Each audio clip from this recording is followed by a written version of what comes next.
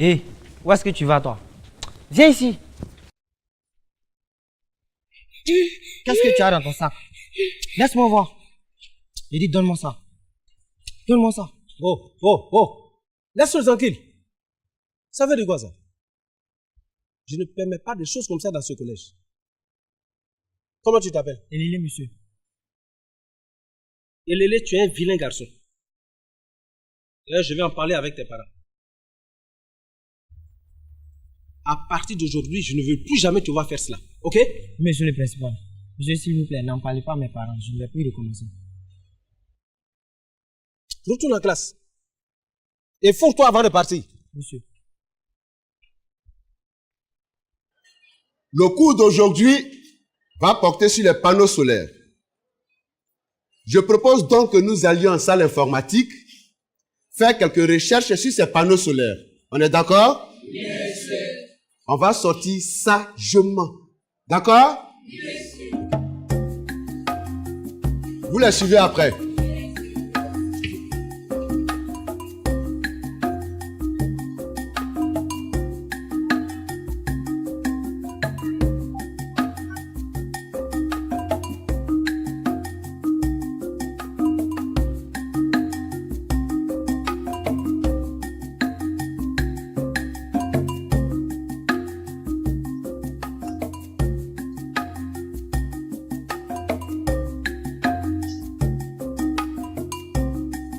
Tout le monde sur Google? Ah. Toi, tu es déjà sur Google. Toi aussi? Ok. Tapez panneau solaire. Vas-y, panneau solaire. Toi aussi, panneau solaire.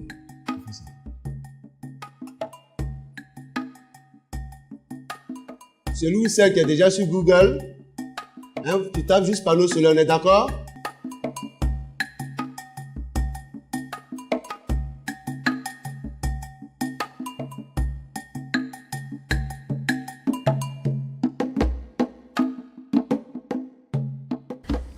Je vous avais dit la semaine dernière que je vous encourage à mettre en place une petite coopérative scolaire.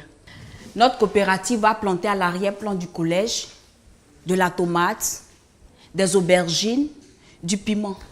Qui est partant? Que celui qui est d'accord pour cette coopérative lève la main. Oh, je vois que tout le monde est partant. Après nos recherches sur le net, vous savez ce que c'est qu'un panneau solaire? Et comme il y en a un dans notre collège, nous allons le voir de près. Ok.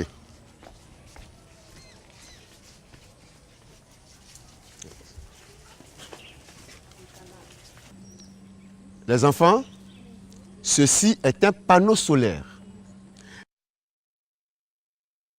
Et comme nous l'avons vu sur le net, le panneau solaire convertit l'énergie lumineuse en énergie électrique. Hein? C'est bon pour ceux qui notent? Monsieur. Non, panneau solaire, c'est pas scolaire.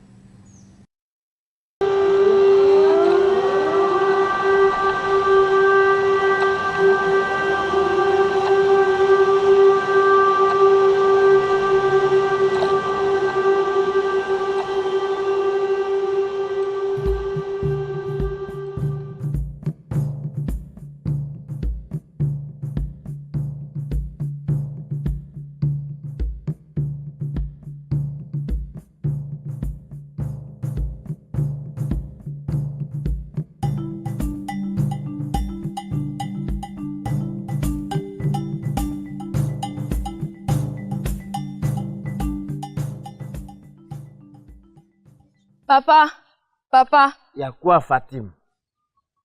Papa, tu sais ce qu'on a appris à l'école aujourd'hui? Le panneau solaire. Papa, est-ce que tu sais qu'avec les rayons du soleil, on peut fabriquer le courant? Quoi? Fatim? Je sais que tu prends bien ton école au sérieux et que tu veux devenir une grande dame demain. Mais je t'ai toujours dit que c'est pas bon de mentir. Mais je ne mens pas, papa. C'est ce que le professeur nous a appris aujourd'hui. Et puis, on a vu nous-mêmes. C'est le soleil qui donne le courant qui est utilisé là-bas dans notre école. Il y a quelque chose qu'on appelle le panneau solaire. Le panneau solaire, là, papa, quand le soleil tombe dessus, ça fabrique le courant et puis ça va dans la maison. Ah, Fatim, Bon, là, ma fille je me rends compte que ta maman t'a pas donné suffisamment à manger ce matin avant de sortir. Il faut aller voir dans la Papa, cuisine. je suis sérieuse. Le soleil permet de fabriquer du courant. Donc c'est vrai. Oui, papa. En tout cas, on nous apprend de bonnes choses à l'école. Donc au collège là, c'est le soleil qui donne courant qui est dedans là. C'est ça, papa. Panneau solaire. Panneau solaire, panneau solaire, panneau solaire, panneau solaire.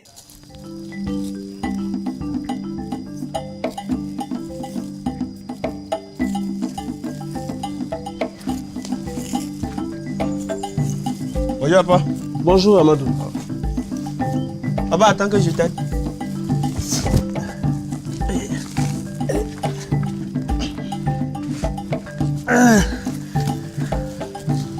Papa, oui? Le directeur demande de venir le voir à l'école. Il nous convoque pourquoi? On a fait quoi? Pourquoi ton directeur il veut qu'on vienne nous voir? Hein? Pourquoi? Pourquoi il nous convoque?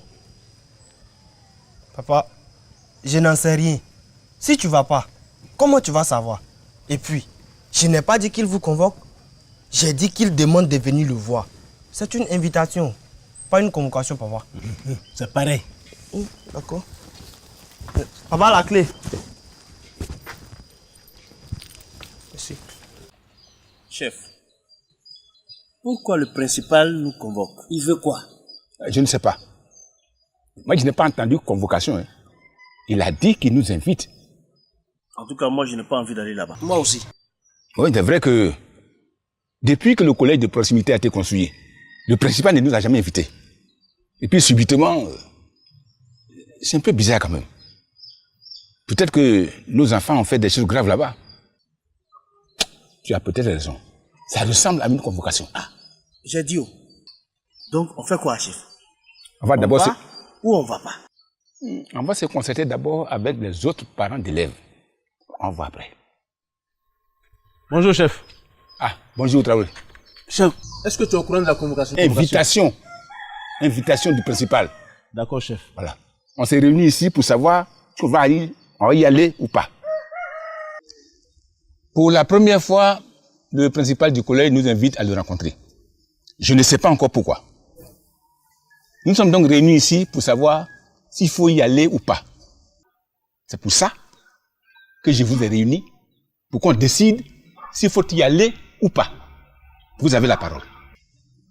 Moi, je veux savoir, le principal va nous recevoir seul ou avec les professeurs?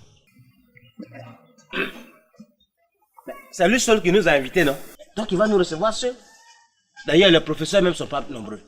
S'ils abandonnent les classes pour venir faire réunion avec nous, qui va enseigner nos enfants? C'est vrai. Cette affaire de professeurs-là, j'ai remarqué qu'ils ne sont pas nombreux. Bon, ils ne sont pas nombreux parce qu'ils sont bivalents. Ça veut tout simplement dire qu'un seul professeur peut enseigner 2 matières. Par exemple, le professeur de français peut enseigner lui aussi l'histoire et la géographie. Le professeur de mathématiques, il peut enseigner les TICE et les sciences physiques. Le professeur d'anglais, il peut enseigner les PS, etc. C'est pour ça qu'ils sont 5 seulement. Bon, chef, on a compris tout ça là. Les professeurs d'un collège de proximité enseignent chacun 2 matières. Mais est-ce que c'est de ça que le principal veut nous parler? Non, je ne crois pas. Mais c'est justement pour ça que nous sommes réunis et je propose qu'on aille le rencontrer si nous voulons vraiment savoir les raisons de cette invitation. Convocation. Invitation. Bon, allez vous apprêter, on va y aller.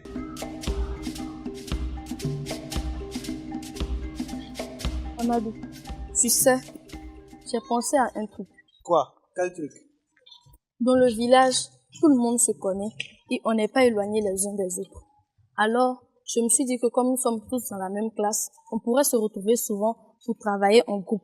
Je pense qu'on y gagnera tous. C'est vrai, ce n'est pas une nouvelle. Mais tu penses vraiment que cela va nous apporter un plus? Oui, bien sûr. Si un d'entre nous est plus fort dans une matière, alors il aide les autres à mieux comprendre. On pourra tous devenir des cracks. Oui, c'est vrai. Écoutez, vous savez très bien que je suis très forte en mathématiques. Je vais donc partager avec vous les méthodes que j'utilise pour mieux comprendre cette matière. C'est cool. Toi, Soraya, tu es une surdouée en informatique. Nous t'en disons tous. Donc, tu vas nous aider. D'accord. Moi, je suis fort en anglais, donc je pourrais aider tous ceux qui le veulent. Très bien. Ces groupes d'études seront répétés régulièrement, si vous le souhaitez. On est tous d'accord. Merci à vous tous d'être venus. Chers parents d'élèves, si je vous ai invité à cette petite rencontre aujourd'hui, c'est que je suis un peu fâché avec vous.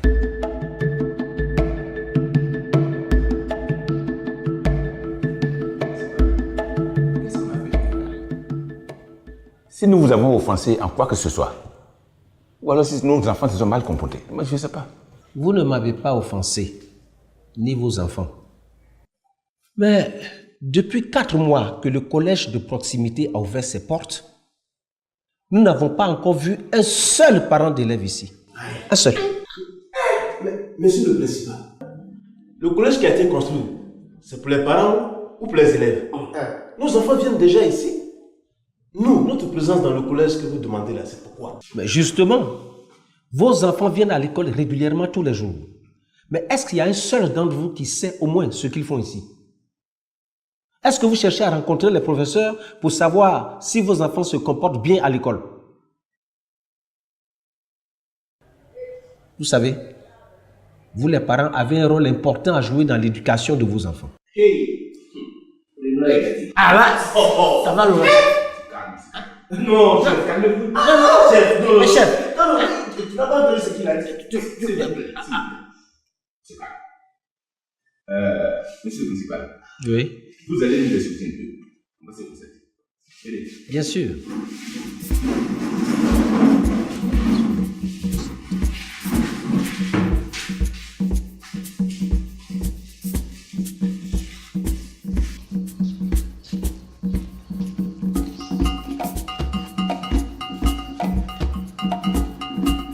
Vous là, qu'est-ce qui ne va pas chez vous? Hein? Qu'est-ce qui ne va pas chez vous?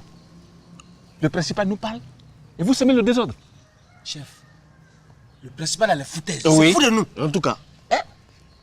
Mais que nous, on n'éduque pas nos enfants. Si on ne les éduque pas, c'est que nous sommes nous-mêmes mal éduqués. En tout cas. Non, non, non, non. Mais c'est ça. Non, ce n'est pas ce qu'il voulait dire. Mais qu'est-ce qu'il voulait Je dire? crois qu'il voulait dire que nous devons nous intéresser à tout ce que font nos enfants, au collège comme au village. Écoutez, je ne veux plus de comportement de ce genre. On s'en va là. On écoute tranquillement. Tout ce que le principal dira, on le fera. D'accord? D'accord, chef.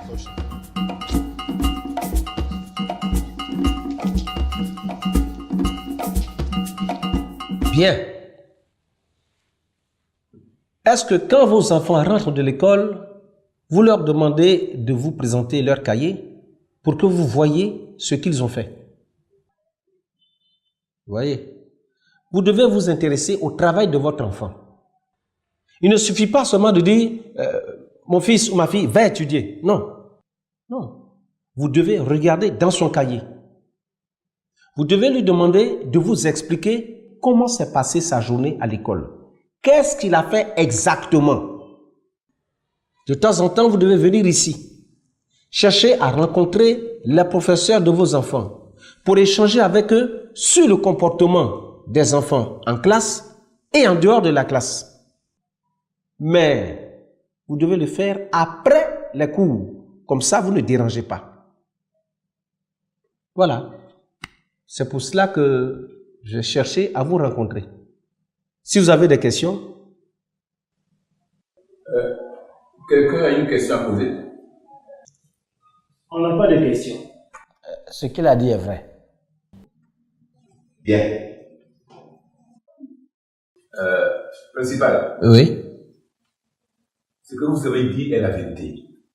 On va corriger ça. Maintenant, si vous permettez, nous on va partir. Non, non, non, s'il vous plaît. Je vais vous présenter les professeurs qui sont ici. Vous voyez, ils sont 4, mais en réalité, ils sont au nombre de 5. Donc, voilà. Nous avons ici monsieur... Professeur Taïbé, professeur de français et d'histoire géo. Merci. Et Professeur Elisa, Professeur de physique et de mathématiques. Et ici, c'est professeur Afo et professeur Moulot.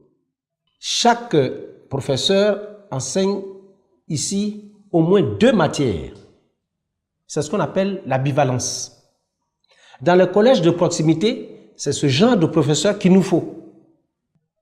Vous voyez, je vous ai dit, ils sont 5. Alors, maintenant que vous les connaissez, vous pouvez venir les rencontrer sans problème. Voilà. La réunion est terminée. Je vous remercie. Merci.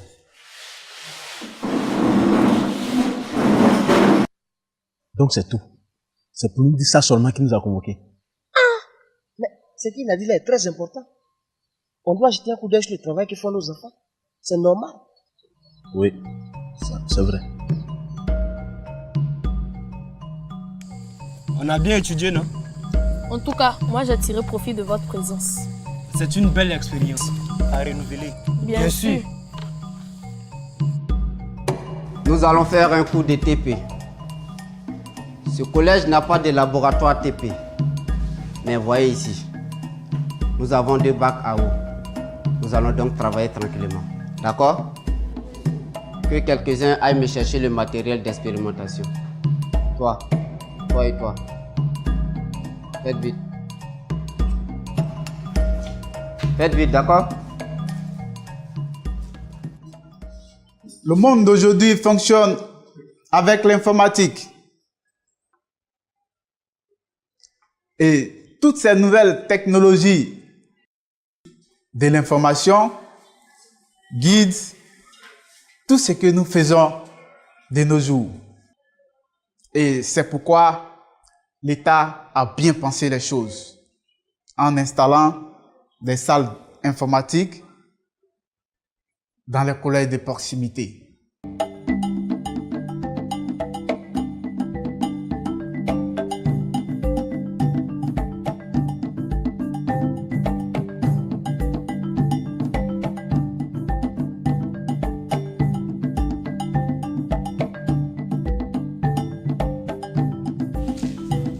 Bonjour, professeur.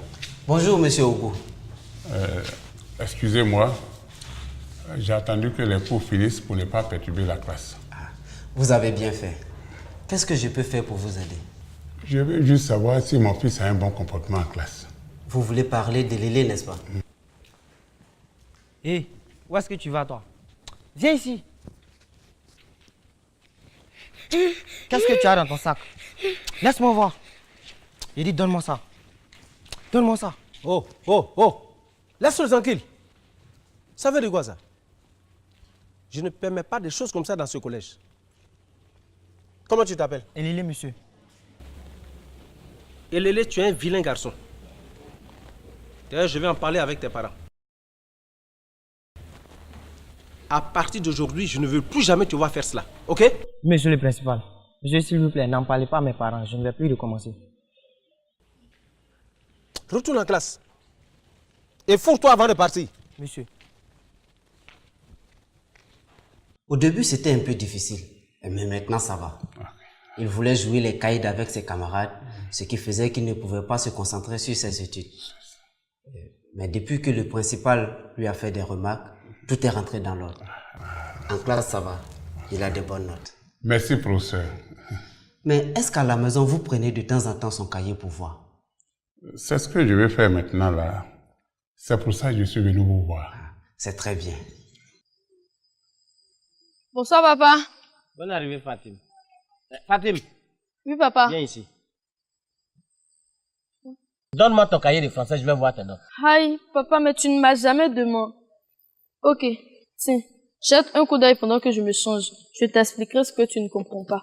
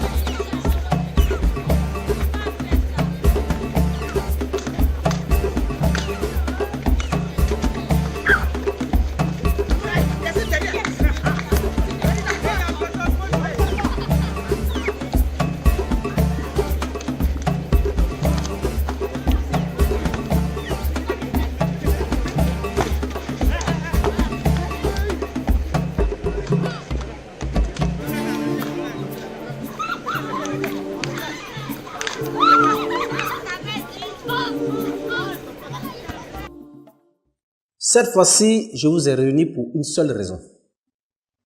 Dans quelques jours seulement, nous aurons les grandes vacances scolaires.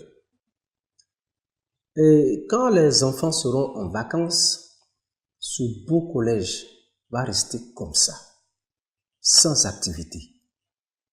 Alors, voici ce que je propose. Pour occuper nos enfants sainement pendant les vacances, il faut leur trouver des activités. C'est une bonne idée, monsieur le principal. Quand les enfants seront en vacances, moi je propose qu'ils créent un jardin dans la cour de l'école. Moi, je propose qu'on leur apprenne l'entrepreneuriat. Oui. Il faut leur donner des cours pour que demain ils puissent se prendre en charge. Qu'ils puissent entreprendre s'ils n'ont pas l'occasion de faire un travail salarié. Moi je propose un club de lecture. Les enfants pourraient se retrouver pour lire ensemble. Et cela va développer en eux le goût de la lecture. On pourrait même demander à certains de créer des aires de jeu et même un terrain de basket. Parce que le collège n'a pas de terrain de basket. Vous voyez tout ce qu'on peut faire pour que le collège reste animé même pendant les vacances. Vous avez tous eu de brillantes idées. Mais comme on ne peut pas tout faire en même temps, je propose qu'on vote pour réunir une ou deux activités pour ces vacances-ci. Les vacances prochaines, on fera autre chose. D'accord? Oui, moi je suis déjà d'accord. Qui est d'accord pour que ces vacances-ci, nos enfants construisent un terrain de basket? Et qui est d'accord pour l'entrepreneuriat, les cours d'entrepreneuriat et la mise en place du club de lecture?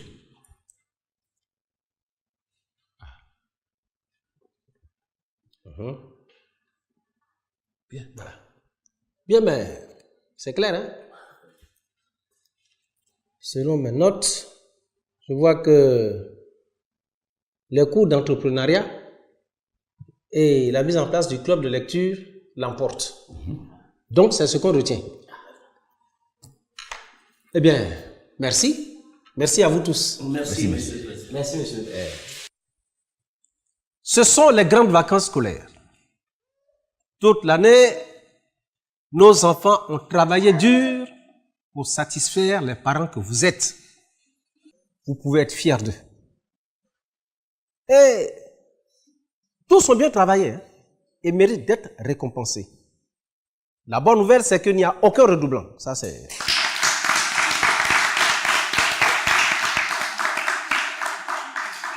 Mais il y a toujours des élèves qui sortent du lot, qui sont de véritables génies.